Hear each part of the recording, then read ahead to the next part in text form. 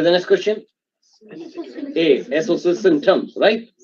Now I want you to tell me the associated symptoms for this patient here.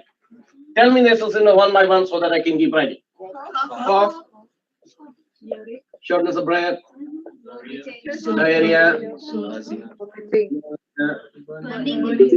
burning sensation, burning maturation here, earache,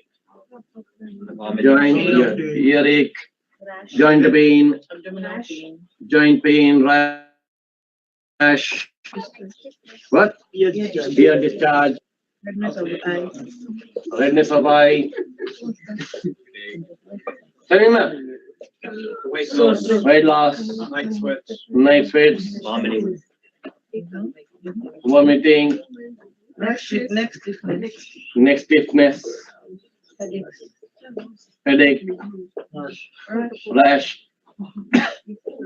Tell me, ma'am. Photophobia,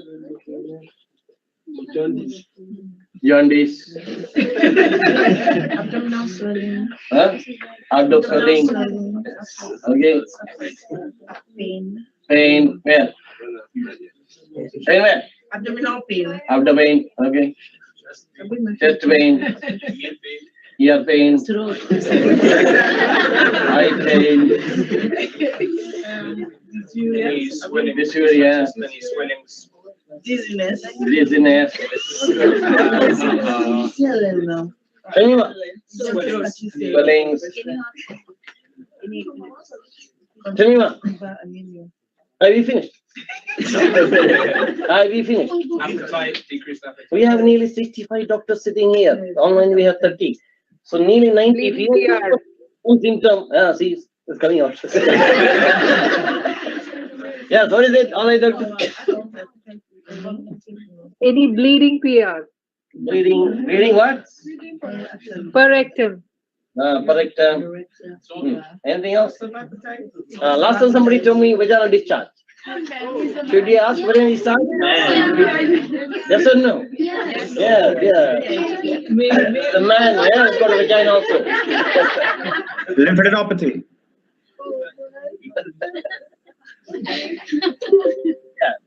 That my question. Lymphadenopathy.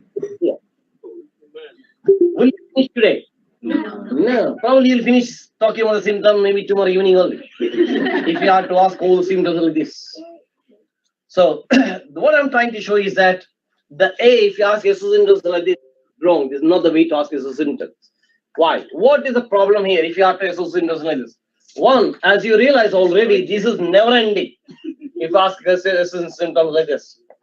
Another thing is that if you have to ask so many symptoms, after about 10 symptoms, you already forgot what you asked before. You will keep asking the same symptoms again and again. And you see rash how many times here, burning how many times, vomiting 2-3 times. Yeah, because you already forgot what you asked. There's another problem. What else is the problem? Yeah, there's one more person sitting there in the exam and listening to you. Who is that? Exam. Yeah, exam. Why is he asking this question? Yeah, fever, dizziness. What's your diagnosis? Yeah, that's what I'm saying. Sometimes people ask irrelevant questions. I don't think why you didn't ask this question. So when you ask irrelevant questions, again, you're showing the examiner you have no medical knowledge. They'll cut down your marks. And also, what is the other big problem here? If you are to ask so many symptoms, even if you ask 100 symptoms, is it possible that the patient had one symptom which you did not mention it? Okay, you did not ask and you missed the symptom. So you missed the diagnosis. So that means, what is this A stand for? That's not for assessing. What does that A stand for? Anything else? You ask an open question. Anything else?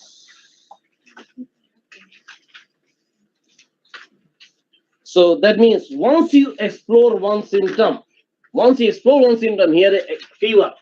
What's the next question? Anything else? Don't name the symptom. Don't name it and ask it. Just ask open question. Anything else apart from fever? Because as I told you, if you simply name the symptom, you might miss some symptom which he has got it. Okay, ask open question. Anything else apart from fever? Imagine he says, oh yes, doctor, I've got cough. What do you do now? Take history of the cough. Cough. Explore the cough. How? Audipara. Not everything. Remember, we have a time problem in the exam too. What everything is important, you should ask only those. Okay, so what do you think is important about the cough? Since when? Yeah, how long you been having this? That's very important. All other things you could leave it. Since when? Since the last 4 or 5 days, doctor, I've been having cough. What's the other important thing you should ask with the cough? Dry as, yeah, do you bring out any flame? Imagine he says, yeah, doctor, I'm bringing out flame. The color, the quantity, the smell, and the most important is blood. Did you see any blood? He says, no blood, doctor, but it's greenish, yellowish, doctor. Okay, what next? What is the next question? So imagine you finish the cough and filter. What is the next question? Run.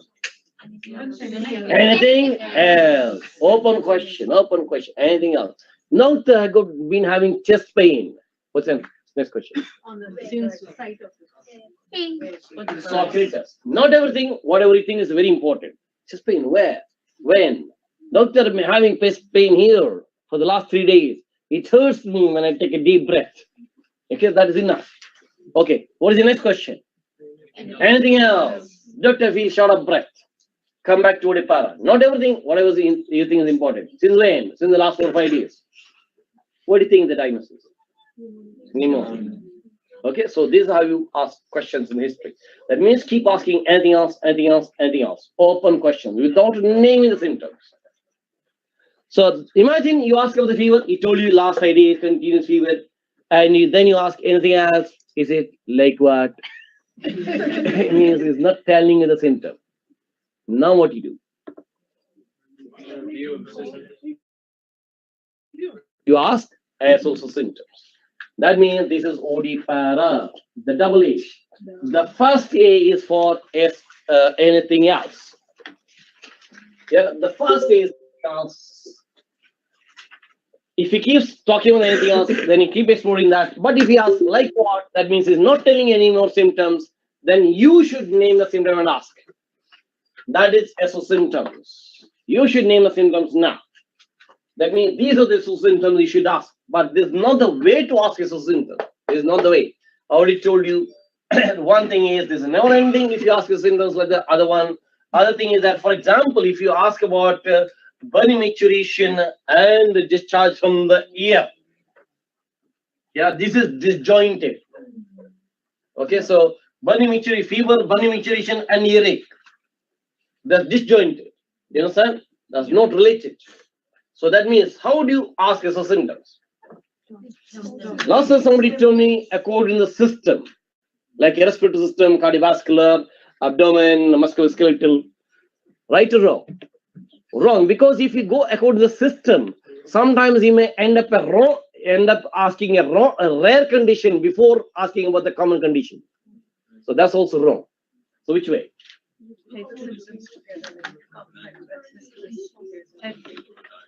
For example, imagine he told you fever for 5 days. What do you do? What's the first thing you do? I already told you yesterday. Whenever you think of a diagnosis, you always go for emergencies first. You should always go for emergencies first. For example, if somebody got fever, what is the first thing you want to rule out? Is meningitis. It's meningitis. You have to go according to the differential. But when you go through the differential, the emergencies always comes at the top. Okay. So the system. Some people told me go head to toe. If you go from head to toe, also sometimes you may be ruling a rare condition before a common condition. So in real life, you should always go according to the first the differentials, but emergency is always first. But in the exam, in the PLIVE exam, it's not necessary that you should always go through the emergencies first. Not necessary. But emergencies have to be there in your differentials. If you don't ask questions of emergency, then do not expect to pass. But it's not necessary. You have to go first is emergency, then other conditions. In the exam, what you could do is, with the information what you have, in your hand, you think what could be the common condition for that? think of that first. Yeah, go through all the differentials one by one. Now, tell me here, what information you already have? Fever. Fever. Only that is the information for you. Years for 5 days. 24, only that is the information. What about a 35-year-old? Is that information? Yes. Yes. Man, is that information? Yes. Okay, so fever, is that information? Yes. For 5 days, is it information? Continuous, is it information? Yes. Each and every word is an information for you. Now, 35-year-old man having fever for the last 5 days continuously. What may be the first condition coming to mind? Meningitis, 5 days fever, pneumonia. The first thing coming to mind, common condition is pneumonia. So as I told you, what you think is a common condition for this information what you have, try to know that first. Either lot or maybe that's the condition what is got. You try to find out whether that is a condition. So what are the questions you should ask in the association? You are going through the symptoms now. Cough. Yeah, cough, sputum, chest pain, yeah, you know all that. Cough, sputum, shortness of breath. So he may say yes, yes, yes for all that. If he says yes, yes, yes, then you know this is pneumonia. But if he says no for all that, that means this is not pneumonia. What do you do next? Then you go for the other differential. Like for example, yeah, other common condition UTI. And you try to find out is the UTI. What are the questions? Yeah, bunny micturition, dysuria, frequency, and all that. Increased frequency. Keep asking that question. If he says yes, yes, yes, then you know this is UTI. If he says no, no, no, then it's not UTI. Then you go to the next differential. I just told you which one has to be there in your differential? Emergency. Emergencies. Which is emergency here? Meningitis. That has to be there in your list. So meningitis. What are the questions for that? Next. Headache, neck stiffness, rashes, you know all that, yeah? Rashes. So if he says yes, yes, then you know meningitis. If he says no, then it's not meningitis. Go to the next one. Yeah, then you can go for so many other things like a gastroenteritis. Yeah, pain, abdomen, diarrhea, vomiting. Could it be ear infection? Yeah, okay. So you know, earache, ear discharge, could be tonsillitis. Okay. So go through all that, the sore throat. But for fever, which is the most important, especially for the club exam, if you did not try to note that, you fail the teacher. Which one? Malaria. Very, very important. This is the question. In UK, Travel. can you see malaria here in UK? Yeah. A lot of people who came from other countries. Have you seen people coming from other countries to this country? Yeah. Here. Yeah. If you put a big mirror here, you will see plenty of them. So can you have malaria? Yeah. Yes. What are the questions? Travel. First is it malaria? Then you try to find, is it possible? Is it malaria? 5 days continuous fever? Unlikely. But just because a condition, you cannot rule out a malaria. Because sometimes you can get a condition even in malaria. But imagine this at 10 days fever. Should you go for malaria differential? Yes. Yes. So the question is, yeah, what he's asking is, the questions is, one is intermittent, is it intermittent? And other one, what are the other symptoms they will have? Malaria and UTI also. Shivering. Shivering. Okay, you should ask about shivering. So that means you're thinking this is malaria. Then see, is it possible that that means the most important question will be travel history. Most important question will be travel history. If we ask the patient about cough, symptom, chest pain, and he says yes to all that, is there any point going on to ask about? I have not finished. I'm yet to come to all that. Okay, so now I told you malaria, very important question you should ask. Is it malaria? Travel is very important. Other important condition you have to rule out is TB. Again, can you see TB here in this country? Yes. Yes. With whom? Us. The the travel, yeah, people came from other country or people who traveled from this country to other countries, Asian, African countries. So, but the first thing is to think, is it a TB? What are the questions for that? Night sweat, cough, weight loss. Okay, if you have seen that this could be TB, then you think, is it possible? What are the questions for that? Travel history. One is travel history, and another important question. Imagine there's a British man. Yeah, he never went out of UK for the last 10 years. Can you get to TB? Yes. How? Contact. Maybe somebody else had a TB. He was in close contact with him. That means other important question is contact history. What about malaria? Should you ask about the contact history? Imagine he even didn't go out of the UK for the last 10 years. But he came in close contact with somebody else with the malaria. Can he get malaria? Why not? Luckily, there is no mosquitoes. Unless the person who had malaria brought a mosquito also with him.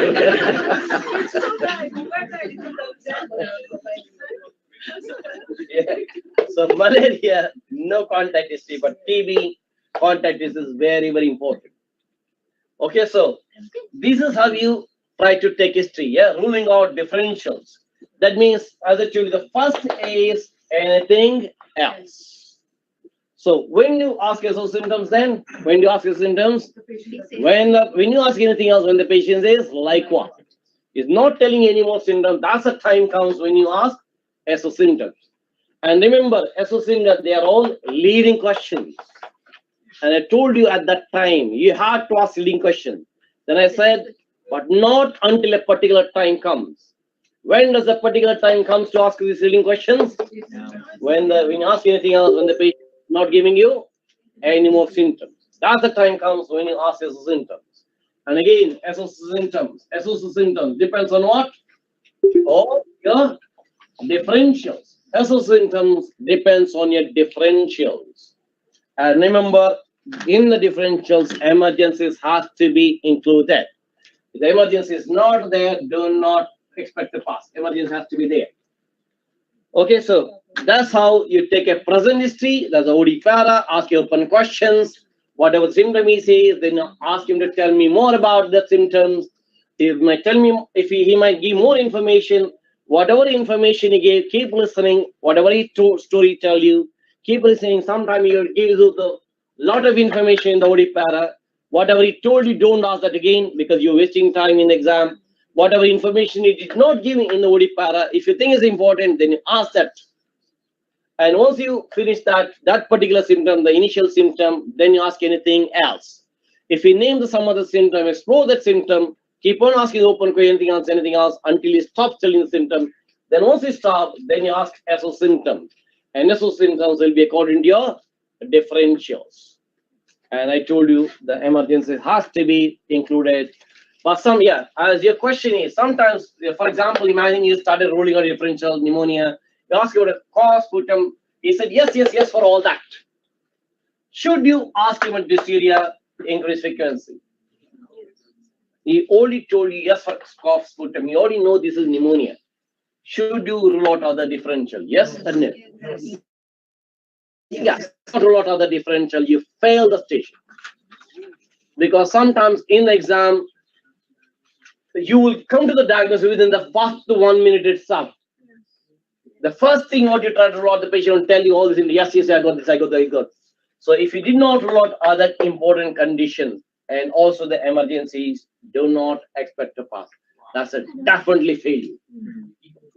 As I told you, yeah. So you have to rule out differential even if you come to the diagnosis. Okay.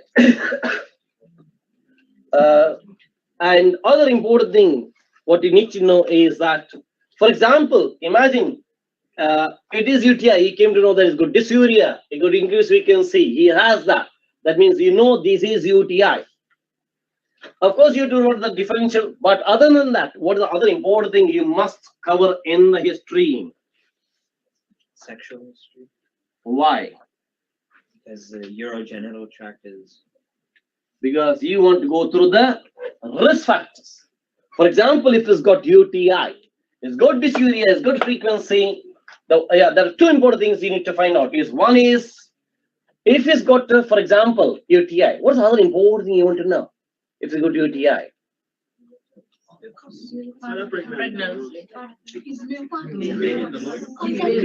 One is this, right? Okay. What other important thing? UTI. Should you admit or send him home? Admit UTI. Should you admit and treat? Depends. If somebody got a medical condition, the most important thing, whether that medical condition is already given rise to any complications. What the complication UTI? Pyelonephritis.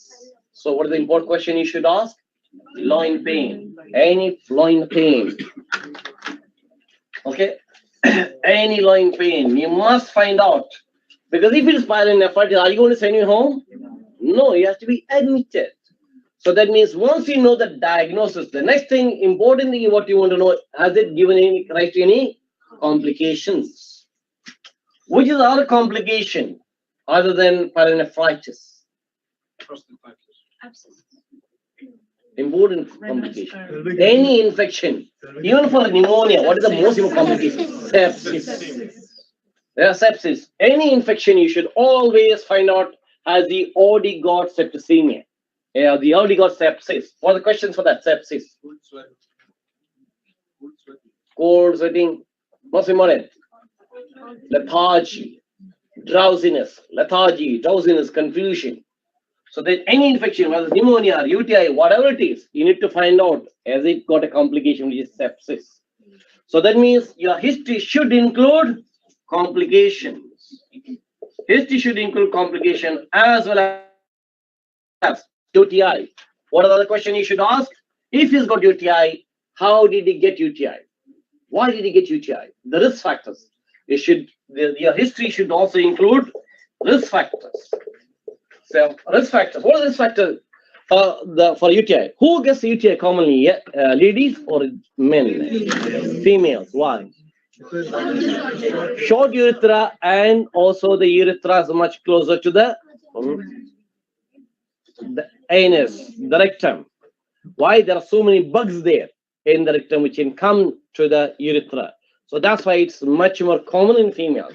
What the other reason is common in females? Why? Because of hygiene, poor hygiene. When they wipe the passage, back passage, front passage, when they wipe, how should they wipe? Front to back or back to front? Front to back. If they wipe from back to front, that's where all the bugs will come. So these are the reasons why the UTI is common in female. But can men get UTI? Why? They don't have a short urethra, and their urethra is not very close to the rectum. From that means what history is important? Sexual history. So that means if a man having UTI, the most important question, risk factor is sexual history. Okay, so that is young man. Elderly man. Diabetic, immunocompromised. Okay, fine, good. Prostate. Tell me something important. Enlarged prostate. Elderly man, UTI, you're thinking of enlarged prostate. Maybe enlarged prostate causing the urine retention, which is causing UTI. Child UTI. That is psychoureteric reflux. So you should know the risk factors. Okay, UTI in young people, in children, in adults, in elderly, what are the causes? So that means you're going to risk factors. These factors also can include, as you said, maybe diabetes, immunocompromised. People can have infections. So that means, yeah, you have to find out has it the diagnosis, has it already given any complication, and also the risk factors. Yeah, that means history should include this. Now I've not finished the history. I've only finished what? Present history so far. We only did the present history so far. So now it's time to go for lunch. So we'll go for lunch and we'll come back. Yeah, after 1 hour. It's 1:20. We'll be back around 2:30. We'll be back. The one thing tomorrow, I need to tell you, tomorrow you'll be in 2 batches. Tomorrow and day after, Saturday and Sunday. You'll be in 2 batches, quite a big batch. The half of you, maybe, half of you here will be sitting here in this room.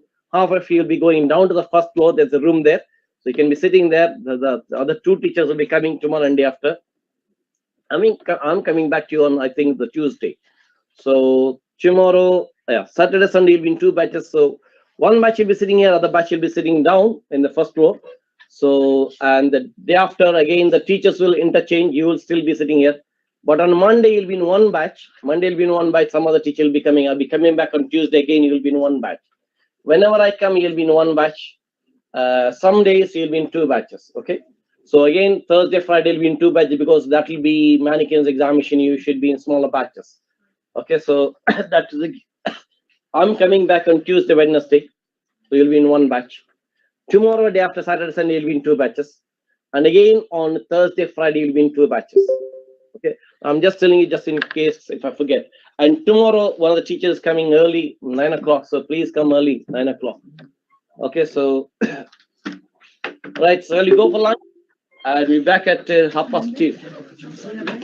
Are you following me so far? What I'm saying? Doctor, the eight. I'm coming. You'll get to it later. Yeah, I finished only one P. We have to talk about so many other things.